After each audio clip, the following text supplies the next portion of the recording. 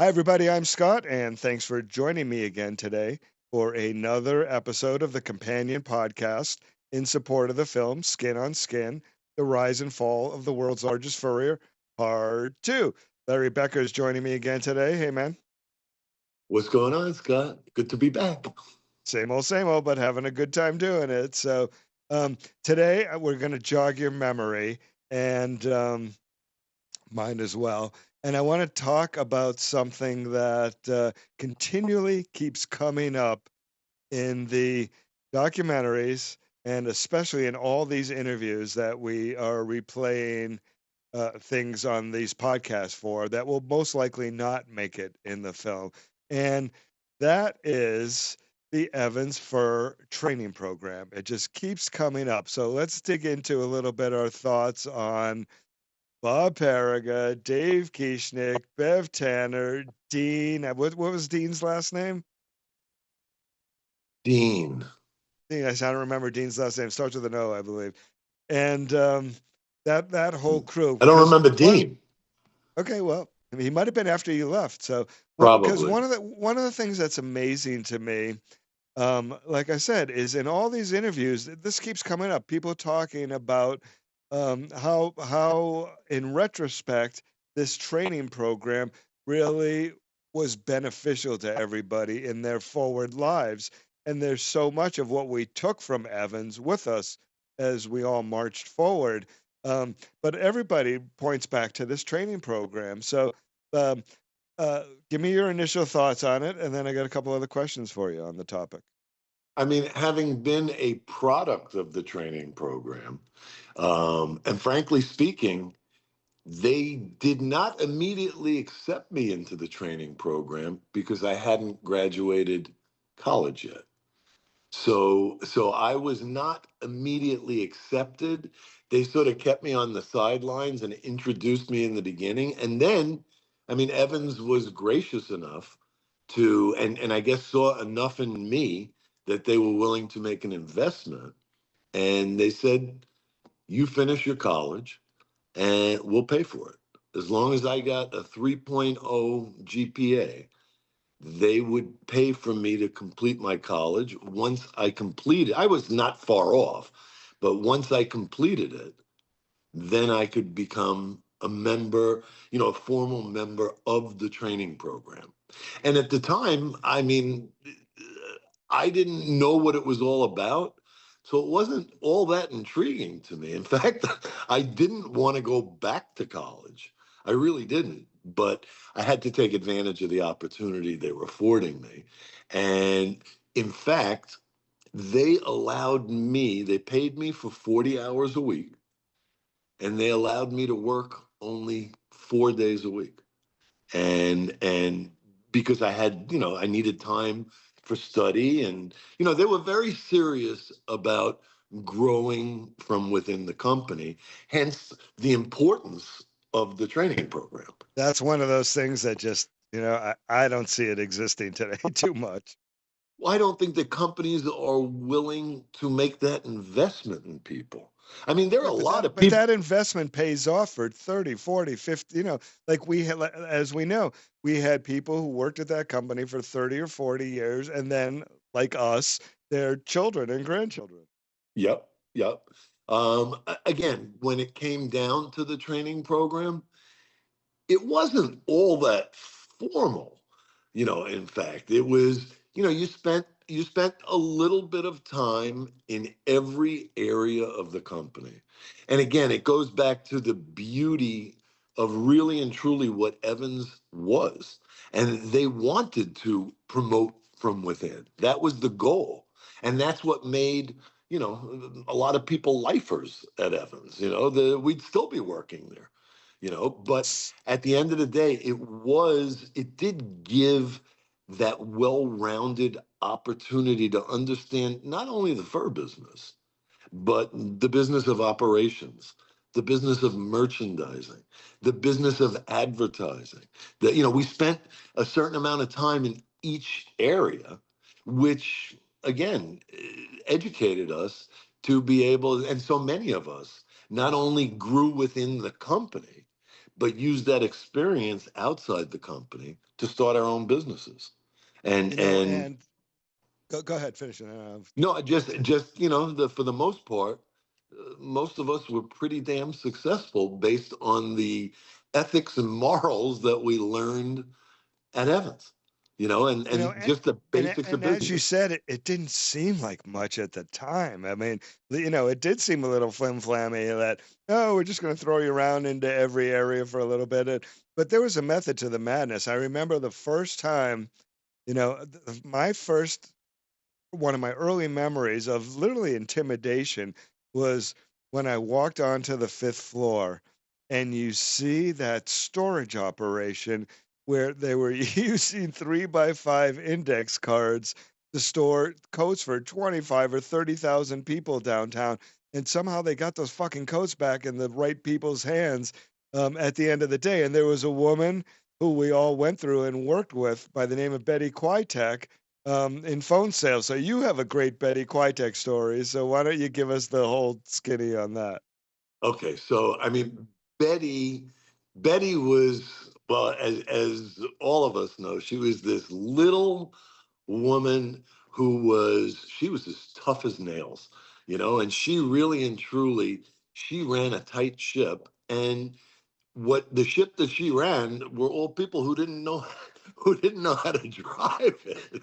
I mean, it was really the bottom level of the storage business. However, they taught us through, again, you talk about the cards, like the 3x5 index cards. We had cards that told us how to sell first storage and cleaning and the soft dough pelt preservation process, which um, that was the hardest part of the 3x5 card. When you had to write down that it was getting the soft dough pelt preservation process, it Okay, didn't so fit. for those that don't know, tell us about the softo pelt preservation process. The name Okay, alone so is tongue tying. well, and again, the reason is they didn't want customers to remember it. It just rolled off of our tongues, but they didn't want customers to remember it because well, in those days, they couldn't have looked it up. But there was no soft dough pelt preservation process. All it was was a sample prototype jar, like a mason jar, which what looked like was chicken fat in there. And we were told that they would open up the lining and they would rub this lanolin process onto I don't the remember that. Who fucking told us that? that was in Betty Tech's office. I don't I remember that. mean, yeah, that's how we were trained. That was a process, and we charged $5.45. 5.45. I don't think the cleaning may have been like 19.99 at the time. So it was, a 25-30% add-on, which Evans was very generous to the people that sold it because they were happy to get 4.95 for the, 19.95 for the cleaning, get it or 4.95 for the process, and give you 50 cents. So what did So you what was give me a little role play here. What was give me the sale? What did you say? Mr. Hunter, I'm calling about your wife's mink coat. And then you said yes, what? and said she has a lovely coat. And, our furriers have looked at it. And the only recommendation that we could make, because it's already in storage now, the only recommendation that we make is the coat be cleaned. And once they agreed to the cleaning, and most of the time you had to pull a tooth or two, and, because people didn't want to spend the $20. And once they agreed to Just that, getting them in to bring the thing in for storage was pulling teeth sometimes. well, that's why we went to their homes and picked it up. And that was a dangerous job for most of our customers, or heading to their homes, most of our customers. But again, it was 1977. I was earning at the time $120 a week, which translated to $3 an hour. I should have gotten a job in math because very quickly I was able to add up that if I spoke to 6 people in an hour, I could double my pay. Or I had the potential to double my pay because I took the bait that they taught me. I studied those index cards and I had the customers on the hook. Well, they knew And what they had. They knew what they had worked. You know, they'd been doing it for decades, and it worked. And whatever the spiel was had been properly tested, and it tested down to the point where, like, they could even have us as early stage, low level people pull it off. well, again, because it was easy to teach people how to lie in those days. And smart people wouldn't have sold it. They would have seen right through it. Because we were cleaning 15,000 coats and we only had that one little jar of oil. But anyway, like I say, I quickly discovered that if I could get 6 people an hour, I could now make 240 a week, not 120. And I worked like a dog to do it. Oh, and by the way, you just have to know that what the training program did for me, because I was in there, there were people that were hired for that position. People from the training program were far and few between. There were like a couple of us that were in that station for a month or whatever. Right. I would Most of those people were lifers. Yes, yes. And like I say, I stood out because right away, I stood out immediately. Number one, I wanted to get noticed. So where these people, it was summertime, where these people were sitting there in tank tops and shorts and I was in a suit. I was always ready. God, let them call me to come out onto the floor, you know. Anyway, I was doing Let me ask you a question. amazing. Did you do that on your own? Was that something from you learned from your dad, or like where It did was that come from? pretty much my dad who said, "You do this, and you'll be ready for anything." And it worked. I will tell you, it didn't work there. It didn't work in phone sales, but I'll tell you a story after where it worked in Woodfield. And again, it helped me to get noticed. At the end Okay, of the day, though, keep going back with the Pelto okay, process so here cleaning I am. and let's Here I get am. you into Ted Geller's office eventually. Okay, so here I am working my butt off and really feeling accomplished because literally 90% of the people I spoke to, I sold them, and I'm happy. I now got extra money, and I think I was there about a month, and I get a call. Betty gets a call, and she tells me I need to go down to Ted Geller's office. And I said, okay. And you know what? I took my tie and I pulled it up as high as I could. And I looked great. And I walked into his office thinking, I'm getting a promotion, because Betty was talking about it too. Like we're breaking all sorts of records on the soft pelt. And as I was excelling, so were the people next to me. So I really thought that I was in good shape and I was going to be celebrating that evening. I go into Ted Geller's office, and not that he never had a pleasant resting face to begin with, but Right. that, I don't think the word smile was ever part of his well, vocabulary or facial I expression. remember Willie in the vault. Willie Yep. he coined the name Hoghead for Ted Geller. And it just stuck with me. And like, I couldn't help but look at him and smile a little bit. Anyway, like I say, I go into his office. I think I was like 6 feet tall at the time. And as I was entering the office, I'm watching my head to make sure it didn't bang the top of the door frame because I felt like I was 6'5". And I walk in there and Ted says, "Take a seat." And I'm sitting there again, waiting to be praised and raised. And he says to me, "We have a problem."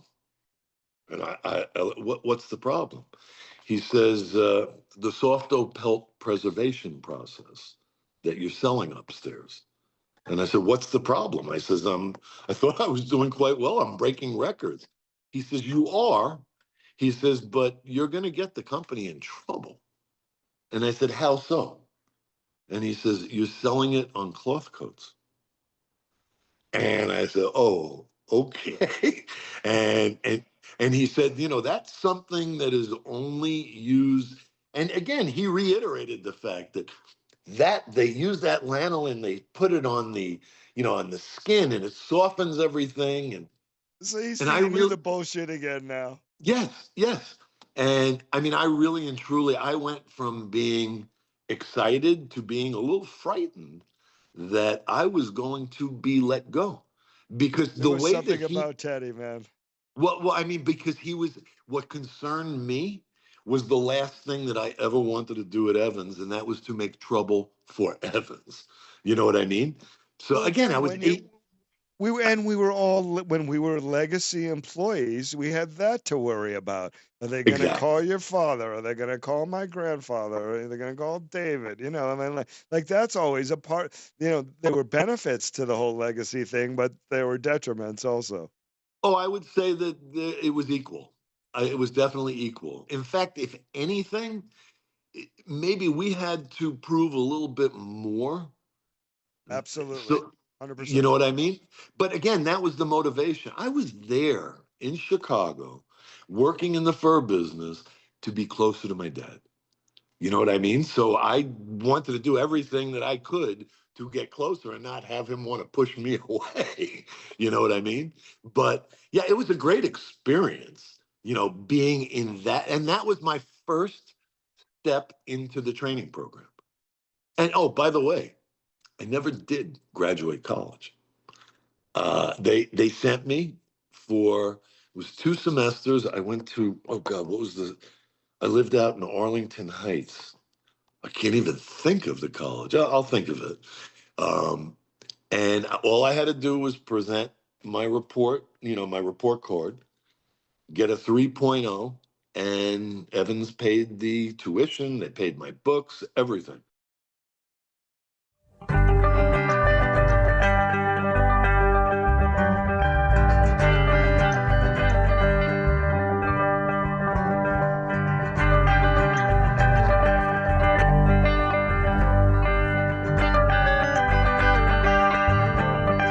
Thanks for joining us today.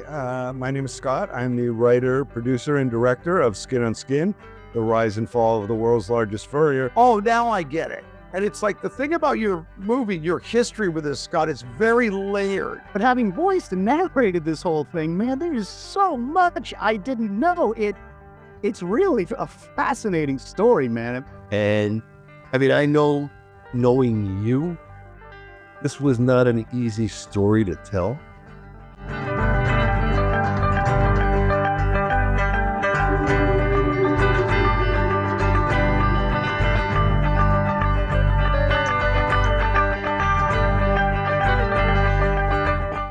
Freddie went and ended up controlling the company, the fur end of the company. Companies would come in and interview, and I saw Evans Fur Company was in Chicago. I thought, well, and I'd had some retail experience and so forth. I had business background. And how do you feel about going out to Los Angeles? And for me, guys, I was in seventh heaven. Also, I'm trying to convey the different emotions of the different characters. So I would watch a clip and just get into, oh, that's how, oh, okay, she felt like that. So I would say, okay, hey, we're going to go back to the hotel. We're having a little party in the bar.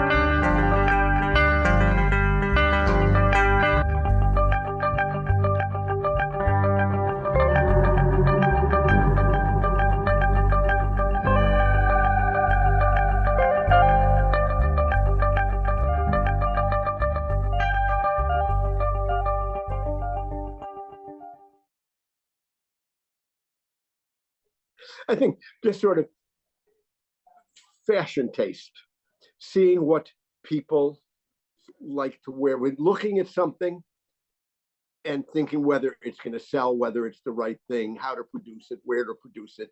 That was a big help. We manufactured all over the world. So for me, if I had something I wanted to get it done or get manufactured, I knew, I already had to do business in China and China, Hong Kong.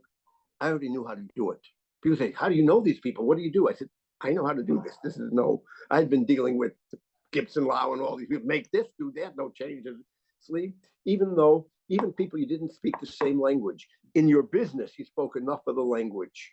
Like my contractors here in New York were mostly Polish. I don't speak any Polish whatsoever. But in the business, you learn how to say, put the shoulder pads.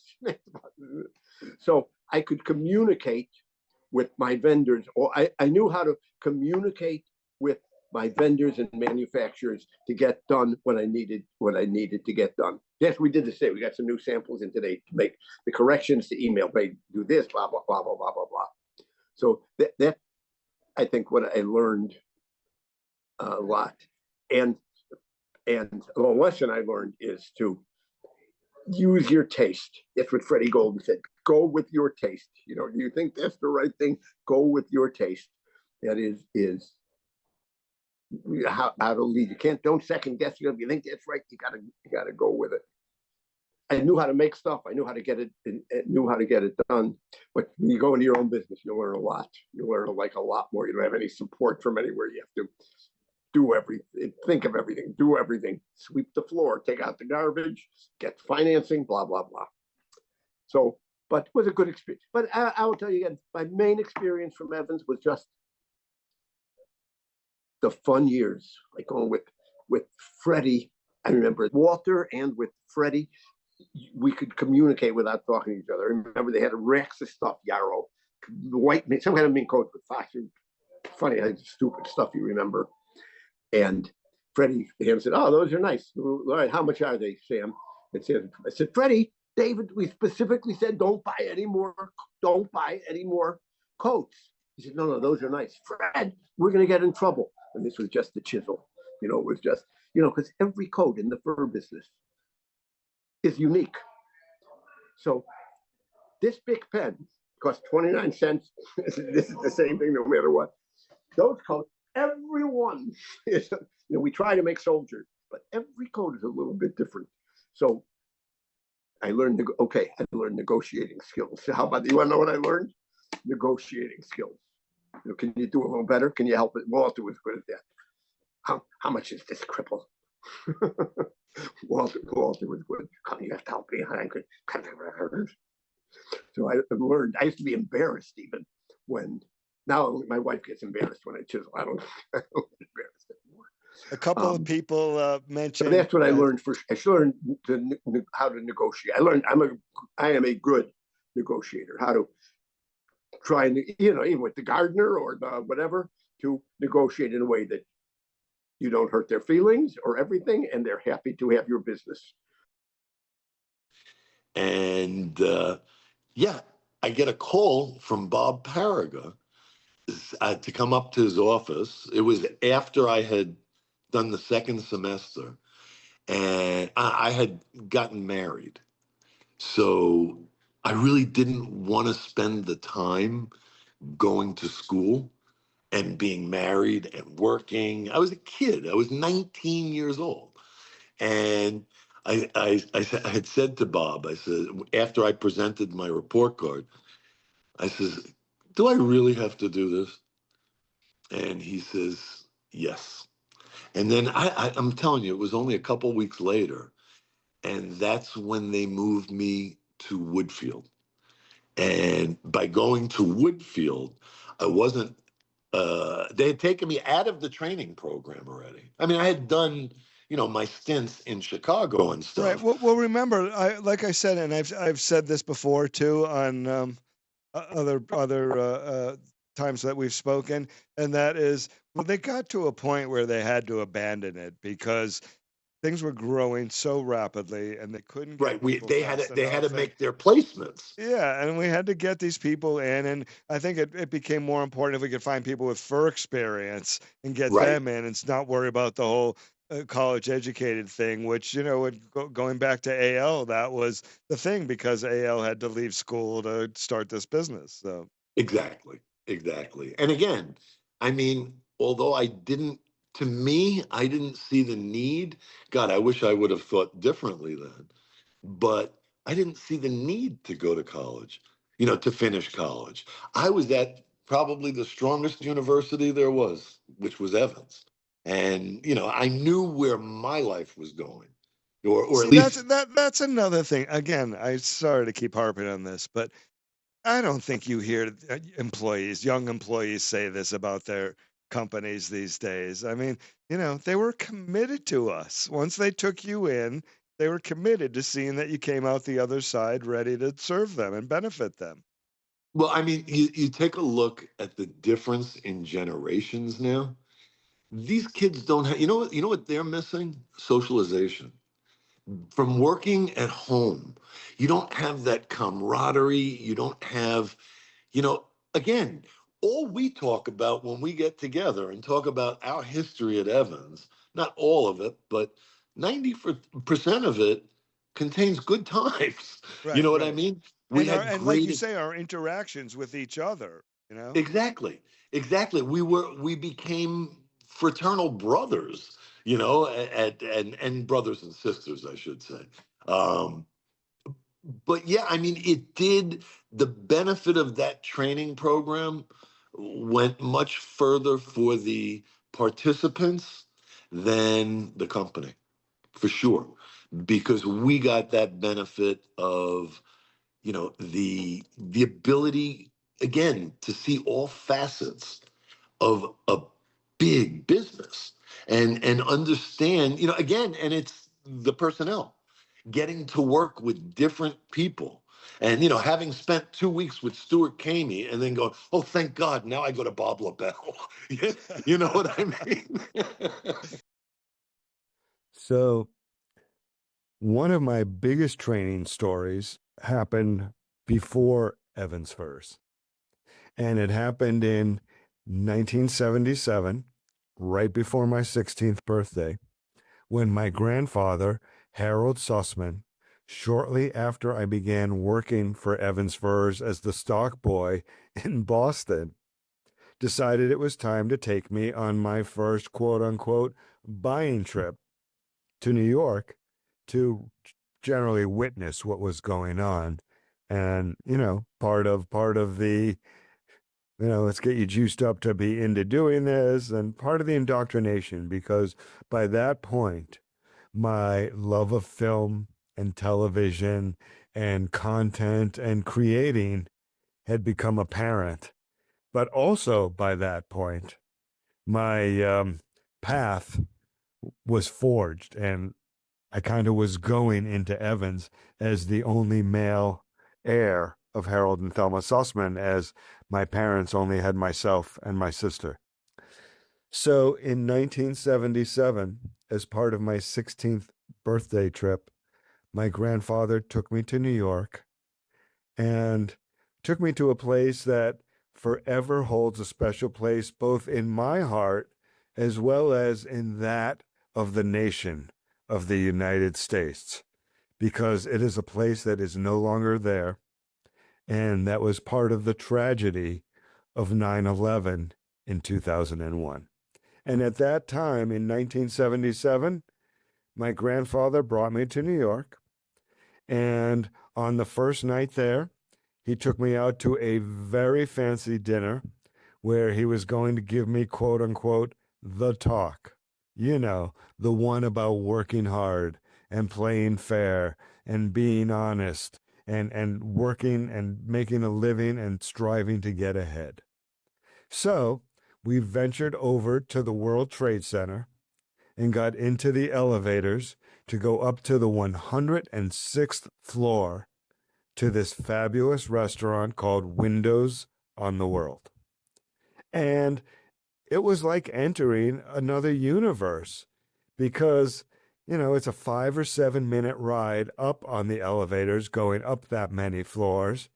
And when you get to the top, it is literally windows on the world with a view of New York from every angle. In fact, while you ate dinner at Windows on the World, you sat on a revolving floor platform that very slowly, but over the course of your 1.5 hour meal, would make a full 360-degree circle around the building so that you could see all of New York. And it was spectacular.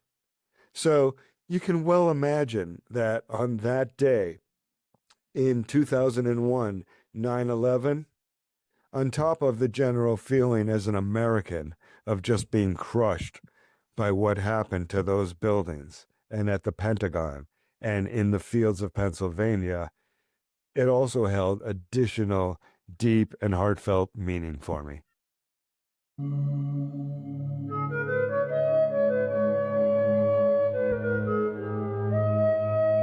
And even Yves Saint Laurent was all shearling for a couple of years. Now they're showing mink again. So there must be something going on. The only thing that I could offer Gibson was to send it off to Chicago and let them make the decision. You know, the real fur looks so much different on film than the fake shit, but you're starting to see them go back to it. We used to say he was a feathered pillow. Yeah. Yes, that is a common. Goes back to how focused he was. He knew what he wanted, and he usually got it. I need this. I need this. I got an ad coming up. What do you think? I'm a magician? And I want you to take a lie detector. I go, I'll meet with you at the mall where all the people are. You know, that was my first shot at running a business. It was great. I made, you know, like everyone else, you make mistakes. You see the good, the bad, and the ugly. I send you this note, which I believe is timely, the result of 53 years of experience in the retail business. People were diversifying like crazy. Jeff was begging David to diversify. He used to always come to him with business ideas. We should diversify into completely different industries. He said, well, will you stay on as a consultant? And my dad said, sure, I'd consider that. About the same, the Melfs really didn't run it anymore. They really didn't know the fur business. We're covering a lot of sentimentality in years, because this movie, I'll say the hardest thing about this movie, which I dig, is the depth. Truly, I've been through hell for the last 5 years. My heart broken when I had to give up my lovely home in New Rochelle.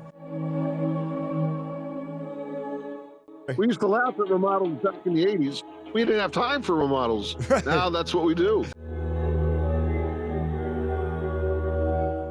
What I have done is I've got the trappers involved, and they're very helpful because you need an army of people. I had to set up a meeting with the lenders, and it brought Bill Koziel, David, Ernie Wish, and myself.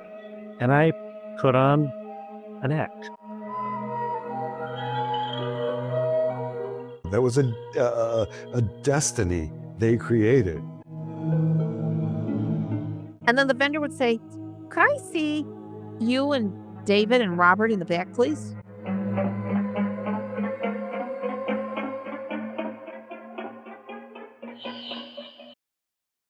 So speaking along those lines, though, of them giving you exposure to everything, did you get exposure to the cleaning operation and then to see what the so-called softo polto process was? Well, remember, I was in my own retail business for 25 years at the end.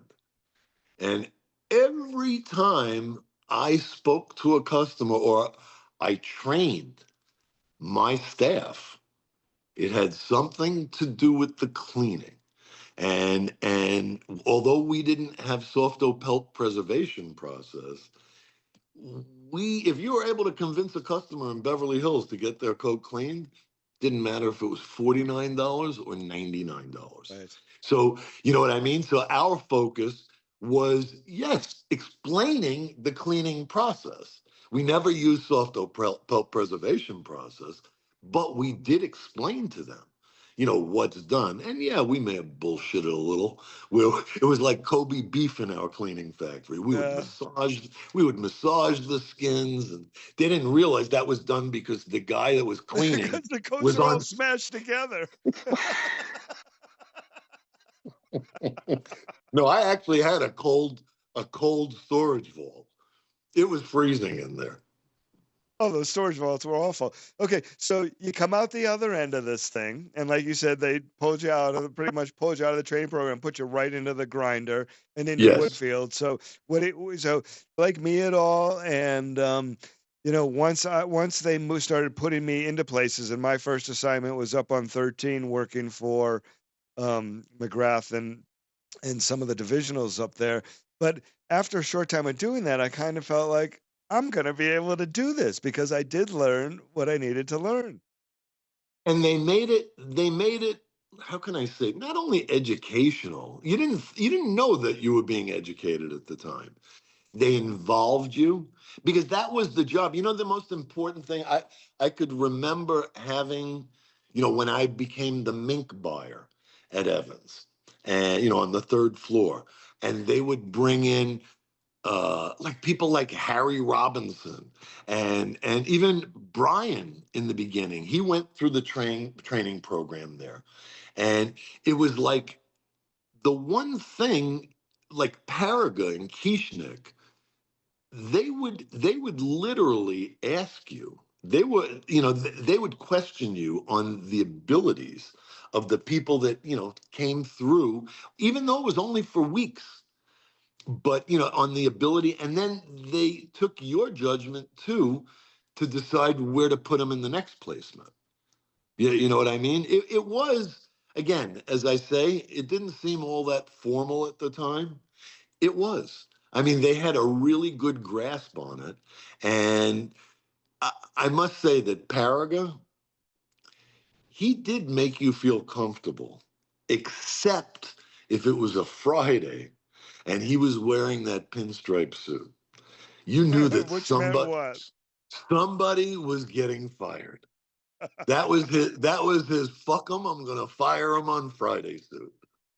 And like if I would see him wearing that suit, I'd volunteer to go to Yorktown, let me go make deliveries for UPS, something, But no, it was. So what did you discover? Like I said, what did you discover when you got to Woodfield about this program that we had been goofing on while we were doing it? It kind of worked and got us prepared. Okay, perfect inlay to me finishing my story about wearing a suit.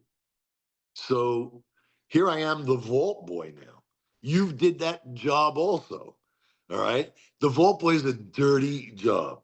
You're dealing not with the clean stuff. Now you're dealing with the dirty furs. Now you're schlepping up and down the storage vault, and it was not a pretty job. And again, you're filling out. Remember the storage books? It was those ledger books. Oh yeah. It was really a disgusting job.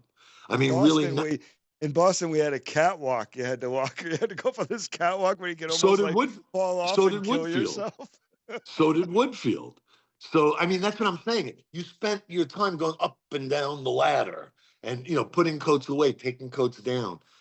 And here I was in a suit. And it was Columbus Day. And we were so busy. And I got to say, I think I was 20 years old. So it was 1979, maybe 78. And there I am, it's Columbus Day, and I'm dressed in a suit in the vault. And Lenny comes out and he says, "Come here, I need your help on the floor." And I was like, here it is. It's like being called up to the big show. You know what I mean? It's like, here I am, a minor leaguer, and now I'm getting my uniform on and I'm going to play at the big stage. And I walk out, and there was this young couple, I would say young. I mean, at the time they were young to me. Now they're kids. They were probably in their 30s. And she was getting her first fur coat.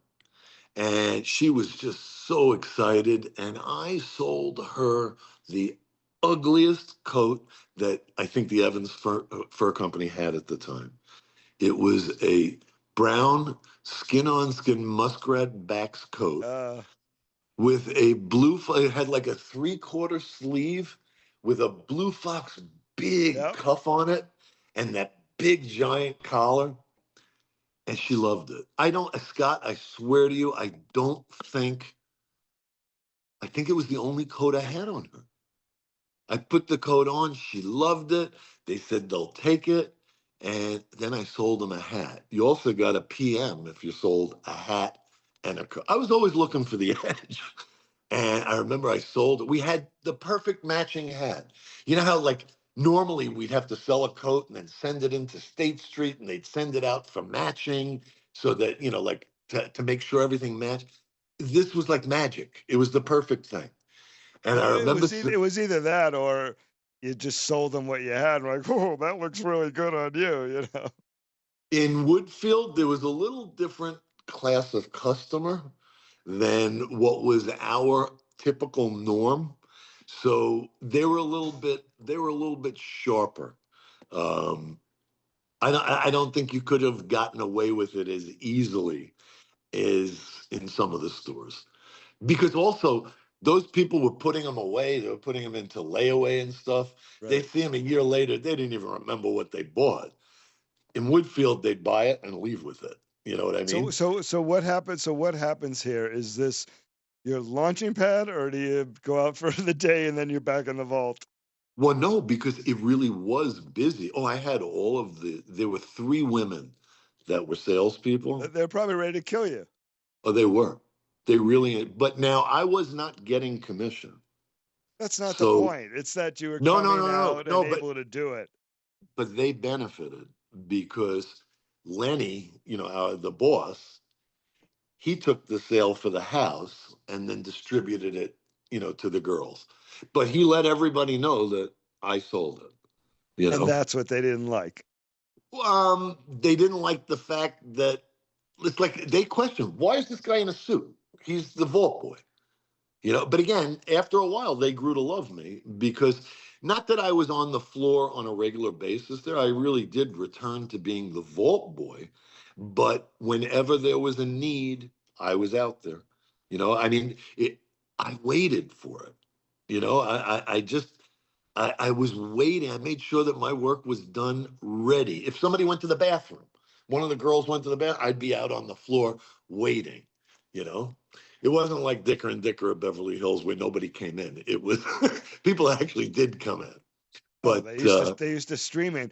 And then how then as a youngster, how rewarding it is, because you're not selling a baseball glove for $69.99 here. It's $1,000 or $2,000 or $5,000. Scotty, that coat was $1,499 in 1978. You know what I mean? It's like that was a lot of money. But the thing that I was most excited about? That Lenny knew my dad. You know what I mean? So my dad was just so excited for me. I didn't have to tell him. My dad told me because Lenny had told him, like, look at what your son did. And it just gave me the bigger shoulders, the broader shoulders to be able to, let's do the next thing good. You know what I mean? And again, that sort of every place I was, like I think when we first started talking about the Evans Fur Company, the beauty was that they let everybody have an opportunity. I mean, again, I was a kid and thank God my father was born before me, because I know that that door was open for me because my dad was in there first. But they did give me the opportunity to prove myself. And I ended up, at the end of the day, I ended up at the same position level that my dad was at. You know what I mean? So they did. They gave everybody the opportunity.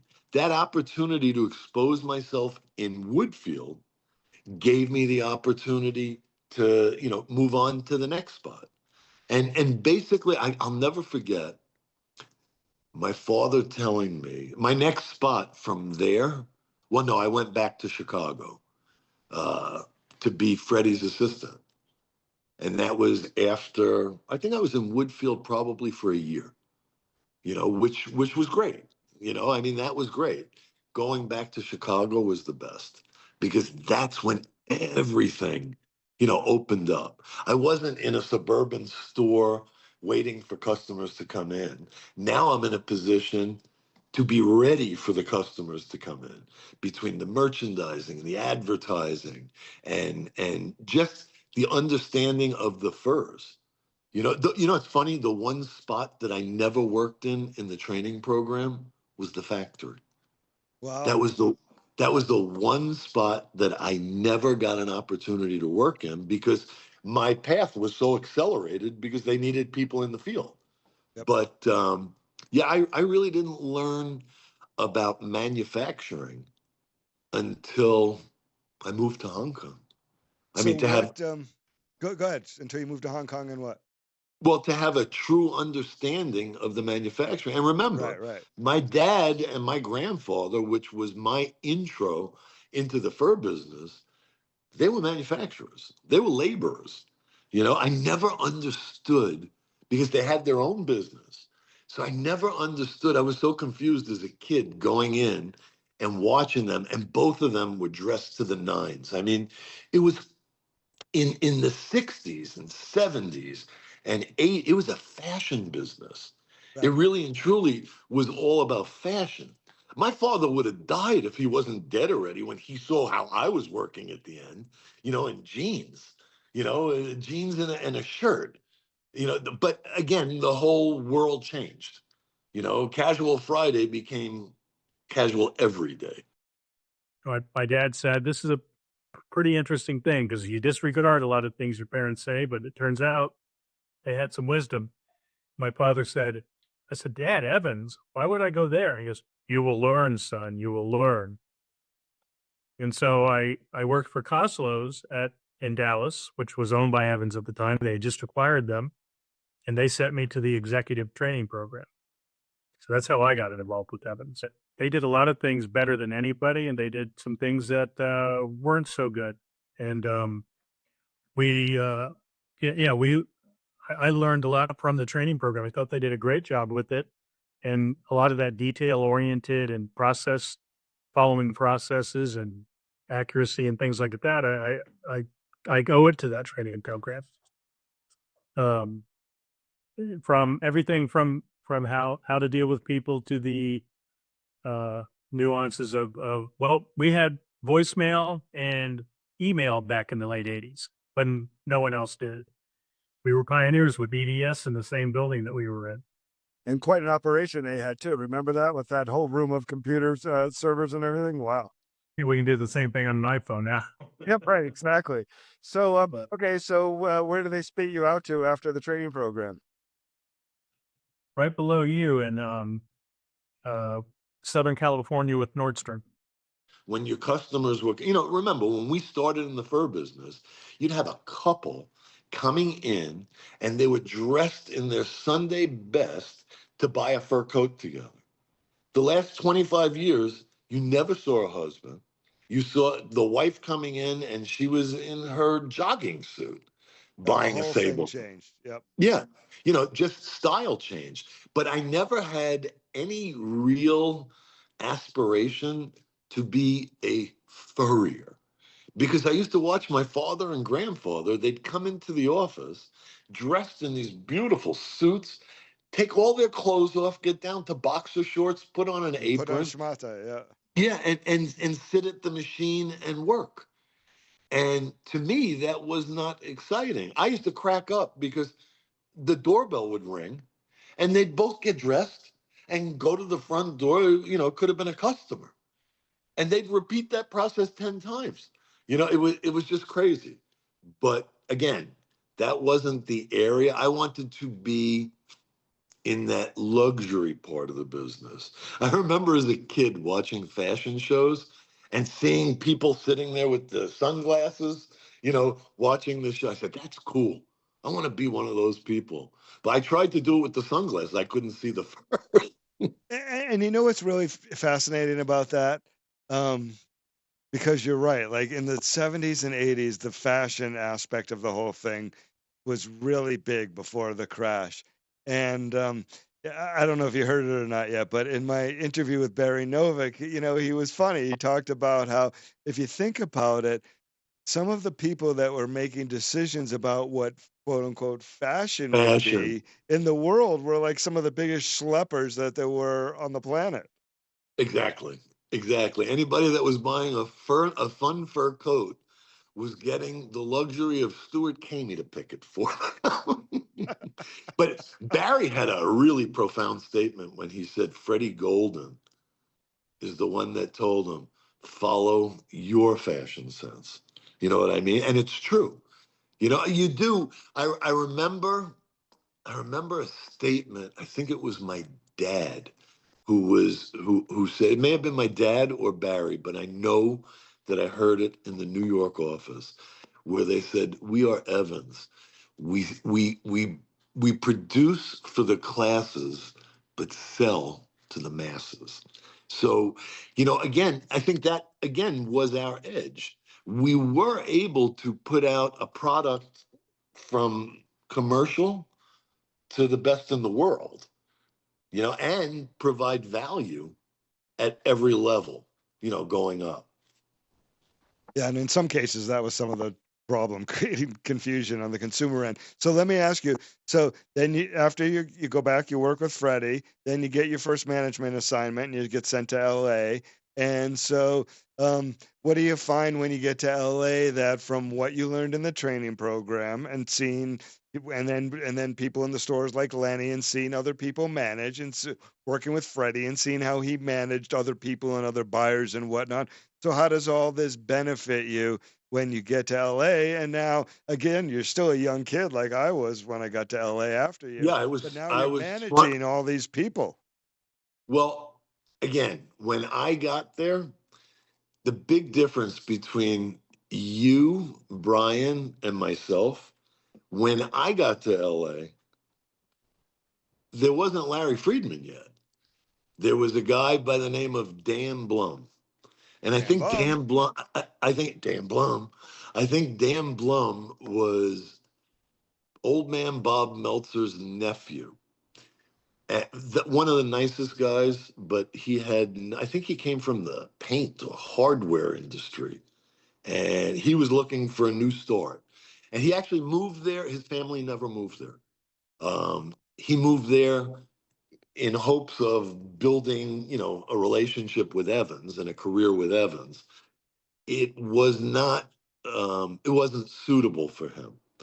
Okay, so you get there and he's not suitable for them, and he's also not suitable to help you grow and any further now. So again, go back to what about the training program? Okay, so yeah, I want to know how this all helped you.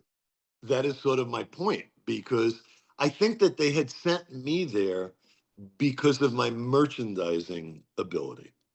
You know what I mean? And we were in a multi-unit store. There were 21 stores at the time that we took over Robinson's. They had, I believe it was 21 stores. And we had the job of determining, we didn't want to be in every store. You know that if you go on to the 405 or the 5 or the 101, every exit there's a fucking Robinson store. And the way that they had merchandised, they had furs in every store. And they had, like, I don't know, 20 furs in every store instead of having collections and knowing that people would drive. I remember Jimmy Leitz saying something about Evans and how his father told him, A woman will drive 50 miles to buy an Evans fur. They wouldn't drive 5 miles to buy an Evans dress. You know what I mean? They're not going to go out of their way. Robinson's was the same thing. We made a big splash when we came in as Evans. They didn't advertise, we advertised. They didn't have, we took the first go around, we had 5 stores. You know, we selected the 5 best stores and the 5 that made the most geographic sense so that the 21 stores could be served pretty much from those 5 stores. And like Dan Blum had none of that training. I had a little bit. Again, I was brought in. I believe that the reason that I asked to go to Robinson's. I wanted out of Chicago. It was not comfortable for me in Chicago for a while, and I had decided that I wanted to leave. And I remember going to Freddie, and Freddie saying, "You sure you want to do that?" He says, "You know, you got a great future right here. You know, you're going to end up taking my job." And I said, he knew, I mean, there were some personal reasons why I wanted out. And Freddie says, "If that's what you want, I'll talk to Bob LaBelle and we'll get you there." And again, Freddie was really friendly with my dad. That didn't make my dad very happy or proud, like selling my first coat at Woodfield, because he heard about it before I could tell him.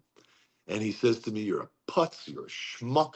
You have the best career right in front of you. The best future is right here. You're going to leave, you're going to be forgotten about and this and that." And I says, "Dad, I want to go to California." And I did. Okay. The fact is that it was short-lived because I don't think that Dan Blum was there. Honestly, I don't think he was there 3 or 4 months. And Larry was not the merchandise manager for the store. It was Bob LaBelle. So it was sort of weird how I think they were pushing Larry out of Chicago a little bit too, because he was sort of one of the guys that, rubbed against the grain a little bit when he had to. And when he came out, it was the best union, second to Freddie and I. I mean, Larry taught me the rest of the things that I needed to be able to understand. You know what? Wow, what a really good way of looking at that, because that's exactly what it was. I had the exact same experience, and I'm sure Brian would say the same thing. He basically gave us the rest of the tools that we didn't have when we came out. I was at University of Michigan, and I was graduating. That was 1985, and I was graduating and interviewing for jobs. And I knew that I wanted to work for. I wanted to move to Chicago. I knew that. So companies would come in and interview, and I saw Evans for a company was in Chicago. I thought, well, and I'd had some retail experience and so forth. I had business background and so forth. And so I interviewed and I walked in, and I think it was Dave Kieschnick, it was Bev Tanner, and then Brian. And so, as interviews go, I had been studying. It was in the Michigan Union. I'll never forget. So I changed into my business suit that time. I had my jeans, stuffed in a bag someplace, left them outside. And then we interviewed, and Brian and I ended up talking. So it turned out that Brian is also from Michigan originally, as am I. And we grew up maybe an hour away from one another. And so Brian had summered in the town where I grew up in, and his family had a cottage there. And so we had a lot in common and started talking, blah, blah, blah. One thing led to another. And then I, was visiting with with Bev and Kieschnick too. I remember, just having this interview with all these people, but I remember just talking to Brian mostly. And I think it was that he wasn't really even intending on being there that weekend. It was a total happenstance. His grandmother had passed away. And so he was home for the funeral on his way back to Chicago, and Ann Arbor is kind of on I-94 on the way. So they said, "You're going to be in the area, stop in while we're interviewing this day." And so Brian was there because of that purpose. It was just that reason that we met. And Brian, so Brian, why did they need a young, barely trained furrier there for this? And I don't mean that insultingly, but I mean, really, why did they need you there for this? You were like the poster child or something. I don't know. I met with Kieschnick and Perigo when they first were floating this idea with Robert Kay. And basically, I don't know if you know human resource people, but they're all pretty much stick in the mud. Not much of a personality. So we were in a meeting, and the way how I ended up going was they had done a couple of recruiting trips, and they just didn't have good luck. They did 2 of them, and they, so they said, we need to have a different approach. So what I was there for was I could sit down and talk with anybody. So I can sit there and I can talk to somebody about anything that's not even related to business. Just get them to open up, get them to relax a little bit. And then Kieschnick would throw in a question and let him answer. And then I would take him off in a different direction. And then he'd come back in with another one and trying to get hit the required questions filled out for his little flowchart thing that he was doing. Me, I was just trying to find out if the person could talk to people, because if you can't, you can't sell.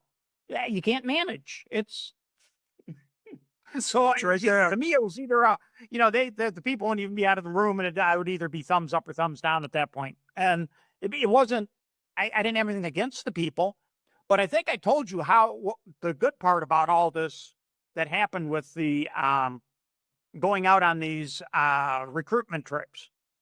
So Jimmy Leitz and Larry Becker, they were supposed to go. And Murphy was too. And I was low man on the totem pole. And so they convinced Robert Kay and said, you know what? He doesn't have family. He's not married. He can go. He's younger. We don't want to go. So I sat there and I went on the first one. And I got to interview 20 single women that are graduating. They're ready to party. And they told me where all the bars were, etc. And I was on a per diem. So, all right, imagine yourself. You're 25 years old. You understand where I was heading. So when I got back, I told Jimmy and Larry and Pat, I don't ever want to do that shit again. You guys are going. This sucks. Well, lo and behold, Kieschnick came down a couple weeks later and said, yeah, we have to go somewhere else. And they all pointed at me and said, he's going. And I'm like, no, I'm not. So I fought it. And then I said, okay, I'll go. So every time I fought it, and then Larry, I think, was one who finally figured out, he's going, wait a second. He's going to go party and he's getting paid. I'm like, yeah. So we finished up with this interview, and I had a job. I went and changed my clothes back, and I had a job in the Michigan Union. I was a pizza maker at that point, in college job, and so I put my hairnet on, and first person I waited on was Brian. So after the interview.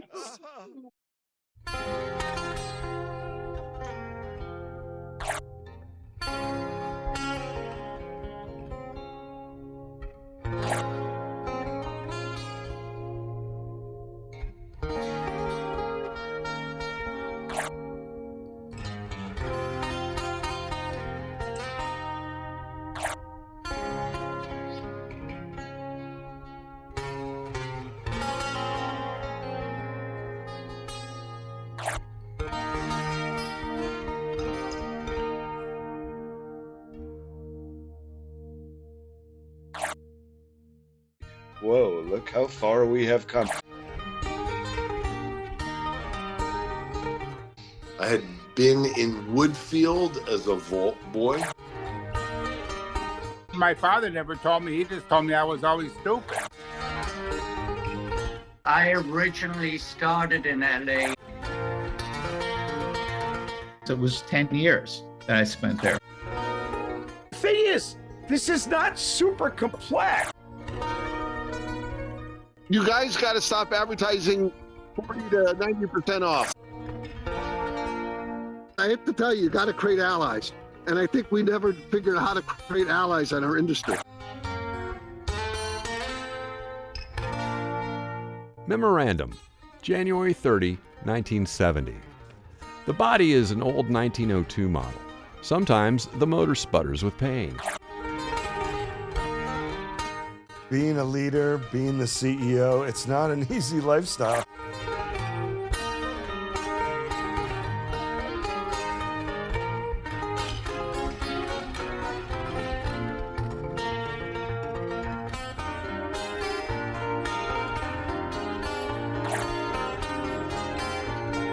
the grunt work, guys, is the final mile, though. I worked with Denny Lane, worked with Paul McCartney in Wings, very popular band. I can tell you my interrogation with Frank Ricky. Has been detrimental to the fashion industry, not just the fur business, but the fashion industry as a whole. When you're doing a hotel sale, you got to take a lot of goods to fill up the room. And that, ladies and gentlemen, is the difference between buying and merchandising.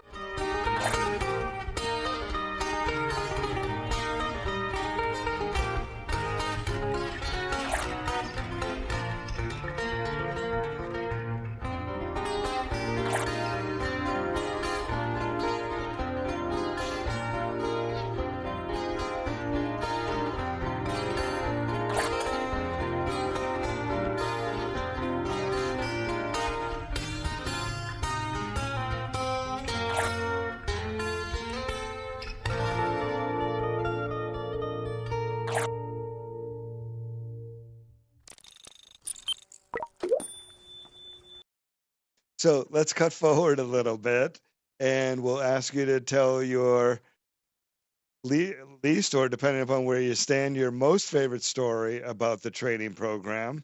So you go to LA, you come back to Chicago, and tell us about what happens a couple of years later down in Dallas at the company retreat. So every year we used to have a management symposium. This particular year, I was in LA, and Larry didn't go. It was just me he sent me to go to Dallas. And, I was always looking for a good time. P.S. It was really going to be a great time because I got to see all these people. I had been in LA, for a year already, or almost 2 years. And I get to Dallas and we're having a great time. And literally the first day, it was 2 days of meetings. And the first day, Dave Kieschnick. Let me back you up a second here before you go on. So again, for people watching that don't know, so we would have these symposiums in various cities where we would all gather, like Dallas, or we did it in New Orleans one year, and 1 year was in Chicago. And every department would make these presentations. And so for departments like HR and personnel, who really, even though they were a very important part of the company and whatnot, didn't command much time or attention from us as far as like being able to present to you like this. So it was kind of their proud moment at these things, wouldn't you say? That when they got up to make their little presentation each time, it was a big deal to them. And when he was talking about sexual harassment, we knew what the subject was. Everybody was expecting to hear about stories about David Meltzer and how it affected, Evans furs. Well, all I can tell you is I'm sitting there, and like I say, I was still a kid. Jamie was literally just born, like a week before, maybe 2 weeks before. And here I am, the proud papa, and he starts his whole shtick on sexual harassment. And it was something that was in the news all the time at the time. It was that whole movement was starting. And although there was a lot of harassment before, I guess people were afraid to bring it up. And P.S., we're sitting there and Dave Kieschnick is telling a story. He says it happens in our own company. And he's telling us, he says, I'll give you an example. He says there was one of our lease departments, in one of our lease departments, there was something overheard by one of the managers talking to the staff about some sexual connotations. And again, I was 23 years old, or 24 years old maybe. And And I It's not had, just that it's hold on a second. It's not just that we were young. It was a different time also. The yes. types and level of flirtatiousness at work was it would never happen today. It was a whole Well, and different thing. again, I was married. I wasn't looking to flirt with her. I wasn't looking to have sex with her. In fact, well, I just gave it away. It I was don't know, me. dude. That doesn't make it any better, but go ahead. Yeah, let's tell the rest of the story. Well, no, but the fact of the matter is, this was a woman. Yes, she was a young woman that worked as a sales girl at the store. I'm sure you knew her. Um, She worked at the store. She was gorgeous. She was beautiful. She was our best sale. Well, it was her and Jean, who was, here's Sandy, this gorgeous 25-year-old Latina girl. And you had Jean, who was 125 and smoked, right? You know, in those days you could with the smoke. blue gray hair, right? It was mostly blue. So anyway, she was a good sales girl and just sweet and innocent. She had this boyfriend, and we were talking about, she was telling me that she goes, she asked me, she says, so I have to ask you a question. And again, she was so innocent. She says, you know, my boyfriend and I, when we have sex, at the end, he starts shaking. He gets these chills. And I said, oh, he's getting like the piss chill. He's very excited. And I says, she says, well, what is that? I said, he's excited. You know, he's coming. He's excited. And I asked her, I says, do your nipples get erect when you're about ready to have an orgasm? Sure as shit. There is somebody from Chicago. She didn't make a complaint, you know, the woman. Right, There was somebody from Chicago. For the life of me, I can't remember her name.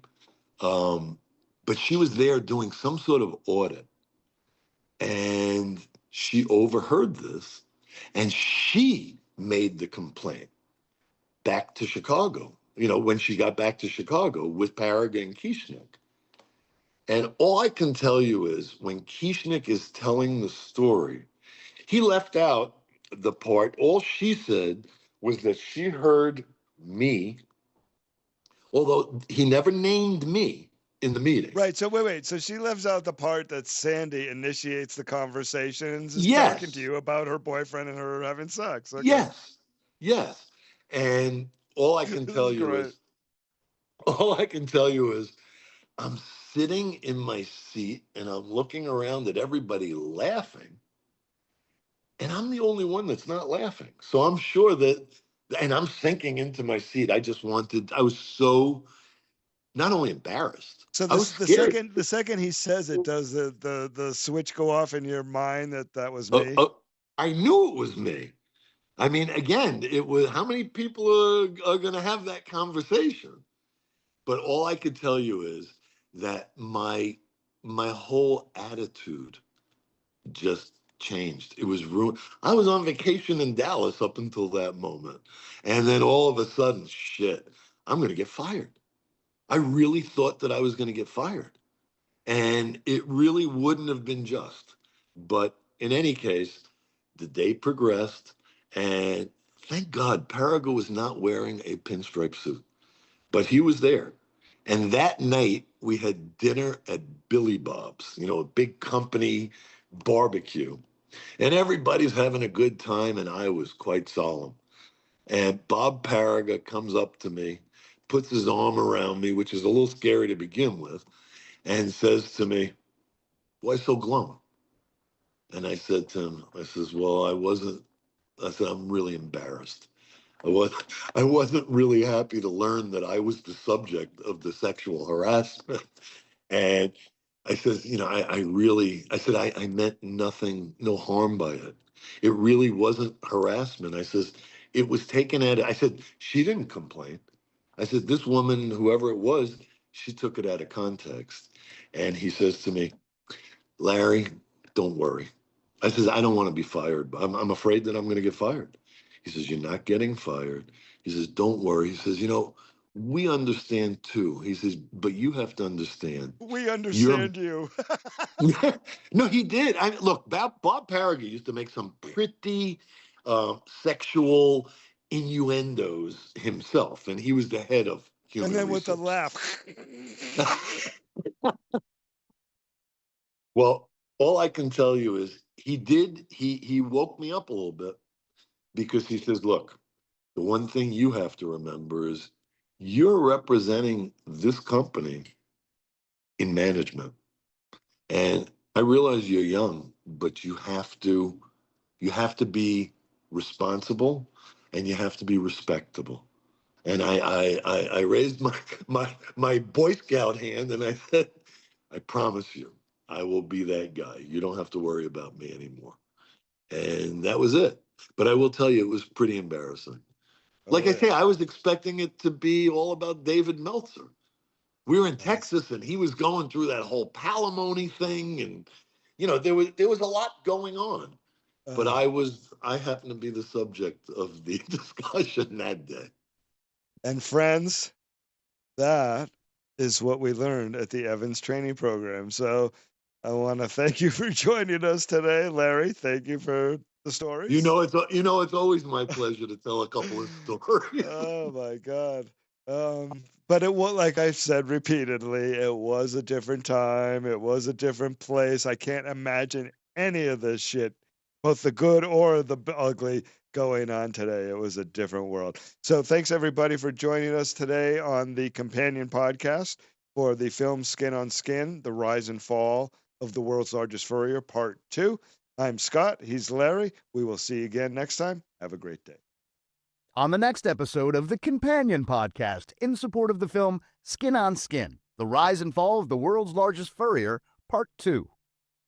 I'm going to tell you one thing, Scott. Our company was known for the drinks, the food, and the models. We were the top, much better than some of the big companies who were very. Don't disrespect your brother, because you're also known for your coffee. I learned so much in the fur business of that day. Today, I mean, you can run a good fur business. I think we try to run the best we can. And I know they've changed and they turned into a crappy department store and everything, but we were there for a long time as a licensee. So the guys were also in department stores at Evans. What's the professionalism state of the people selling furs today compared to the old days? I have to tell you, right now, because I'm now in the second generation of the time I've owned the business, very hard to find people. First of all, they have no history. On the next episode of the Companion Podcast, in support of the film Skin on Skin, The Rise and Fall of the World's Largest Furrier, Part 2.